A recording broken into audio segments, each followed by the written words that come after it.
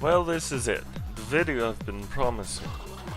First and foremost, before we get underway in this video, I want to say that this channel was never intended to be a TF2 channel. It's always been a channel where I upload things that I felt like uploading, but happen to gravitate towards TF2 for the majority of my content. Now, as TF2 has been a part of my life the last few years, I would like to explain my choices that led me to where I am in TF2, and where ultimately I want to go in life. In order to do that, I would like to explain what got me into Spy in the first place, why I play the way I do, why I don't see this as a viable future for me, what I do see as a viable future for me, and what this means for the future. I would like to do all of this by addressing some key points. My interest in trick-based entertainment, where I'd like to show some examples using a few different games and videos that should set the tone for understanding how I look at Spy. The history of how I got into the Spy class, knife stats versus gun stats just to show you the difference between the two, the fact that TF2 is not as important to me like it used to be, what is the most important to me, and finally my conclusions to this video.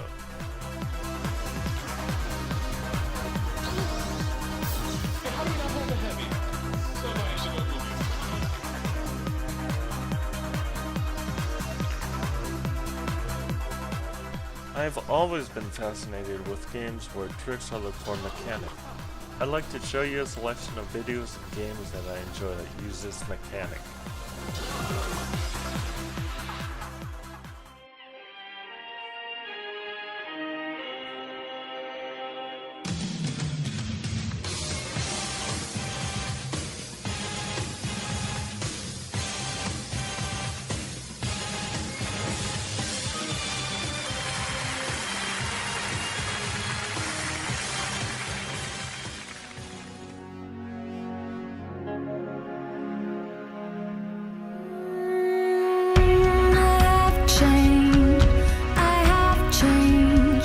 Just like you, just like you.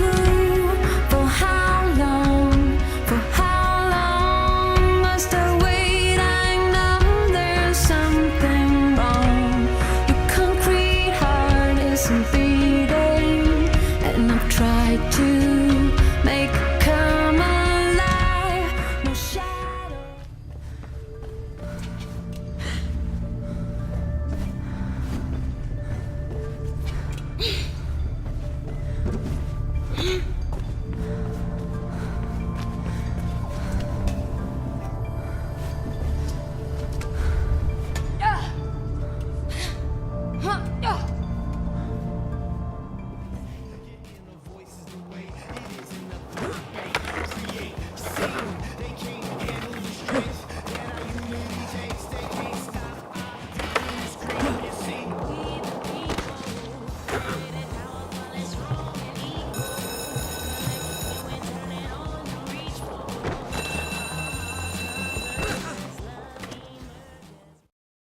I've provided links down in the description below for more information on the videos I just showed you.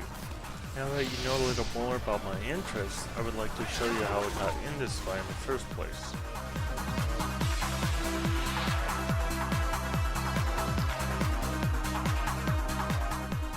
Good old Lotus Clan. This is a community I spent a lot of the early months of my TF2 experience on. I played against mostly bots, and main sniper, since that's what I enjoyed most about first-person shooter games. There wasn't much incentive to go to any other class, since mostly this was between me and the bots, and the other people I played with at the time. That is until February 2014, which is when everything changed. A few different things happened around this time. Up until this point, I had 126 hours on Sniper and 56 hours of Spy. It was at this time that I decided to reset my stats. Now, since that time, I've amassed 2,140.3 hours of Spy and only 154.7 hours of Sniper.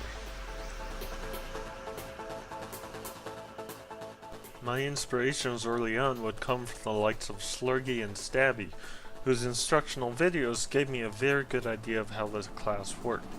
I was especially mesmerized around the concept of trick stabs and wanted to focus my playstyle in this area.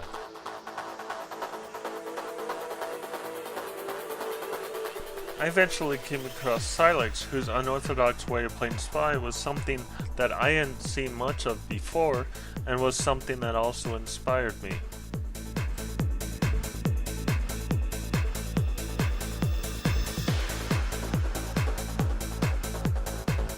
This section will explain the focus I had towards the various weapons for Spy. I will list the weapon, the kill count, the date I acquired it, and the length of time from the date of acquisition to the date the statistics were recorded, which is September 25, 2018. This slide shows that although the Ambassador had the most amount of kills on it compared to all the other guns, I still only have 4,295 total kills on all my guns. This goes to show you that my playstyle was not very much concerned on use of my guns. While I did sometimes use them in situations where it was normal, I didn't choose to do that most of the time.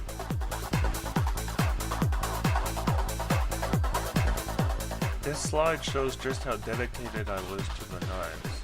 With a total of 112,570 kills, my knife usage was way higher than my gun usage. This is because if I could help it, I would want to get out of a situation using tricks over any other method, because that was something that I loved to do.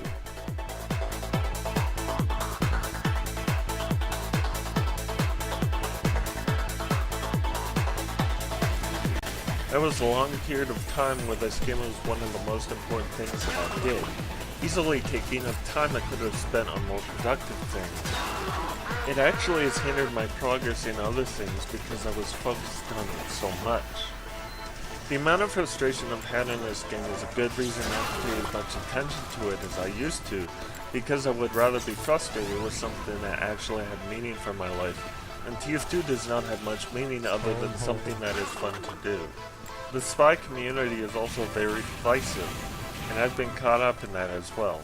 I've also had arguments with people that honestly do nothing more than waste my time because both sides don't get anywhere with each other, and that's not fun. So with all of this said, TF2 isn't as important to me as it used to be because it isn't something that is going to have a serious impact on my life. It's okay to have an interest in this game, but it's not okay to be obsessed to the point where it gets in the way of more productive things I could be doing with my life. All of these negative things aside, some good things have come out of this whole experience. I've met some great friends because of the game, and I'm grateful for that. I will list their social media in the description below so that you can check them out too. I also joined a TF2 community that added a lot of fun into the game from its members and various community events. I've been able to create content that other people could enjoy, from my frag videos to my silly content, to other kinds of stuff that I've done for TF2. This game is really another way for me to make content, which is what I really like to do. And that will lead me into the next section, which is the entire purpose of this video, what is really important to me.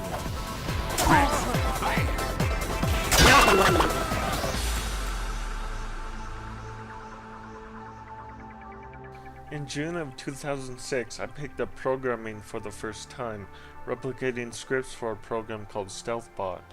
Since then, I have gone on to create several different projects, some that went on to be used publicly by other people.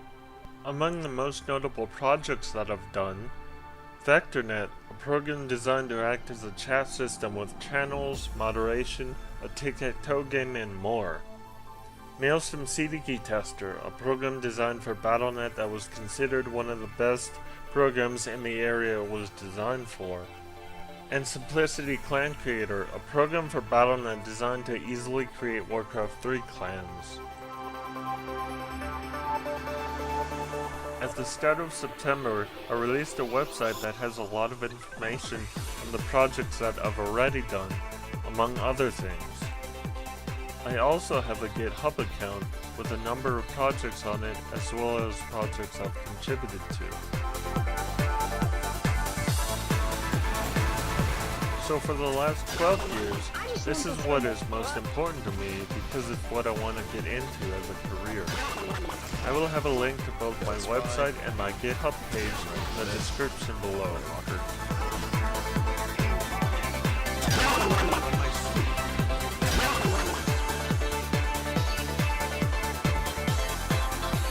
So what does this all mean? TF2 isn't something that is important like it used to be, but that doesn't mean I will stop making content for it. I just want to focus on areas of my life that I feel are more important to me. You may not even notice much of a drop in videos released, but in case you do, you'll know why.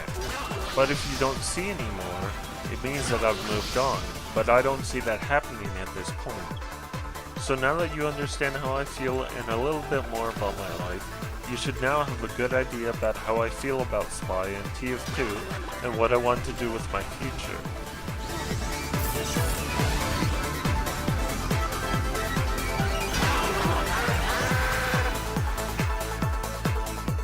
I have a personal Discord server which you are more than welcome to come hang out in, and I will have that in the description below. Now with all of that said, I will see you again another time. Goodbye.